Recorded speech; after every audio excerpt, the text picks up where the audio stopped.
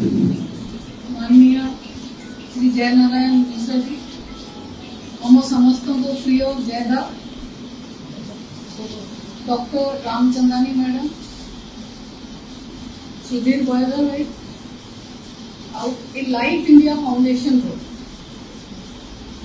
स्वागत बाबू। मंच को संचालन करुवा साम भणी जेबे कहले जे झील मैंने बाहरी गला परे करियरटा सरी जाए मुझे सहमत नुहे। करियरटा निजे ऊपर निर्भर करे अलग विषय, बट आज एठिकार जो एक कार्यक्रम जो आयोजन आयोजन करने पछरे जो तात्पर्य अच्छी आज सकाळे आम से नंदपड़ा और झाड़ुआपड़ा जाइए संबलपुर म्युनिसिपल कॉर्पोरेशन मुहिम आरंभ करी 21 डे चैलेंज करते स्वच्छता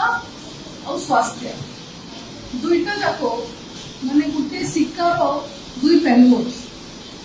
स्वच्छता जदि थी स्वस्थ आम रही आम आखपाखर परिवेश स्वच्छ थी आम घरे सबुआड़े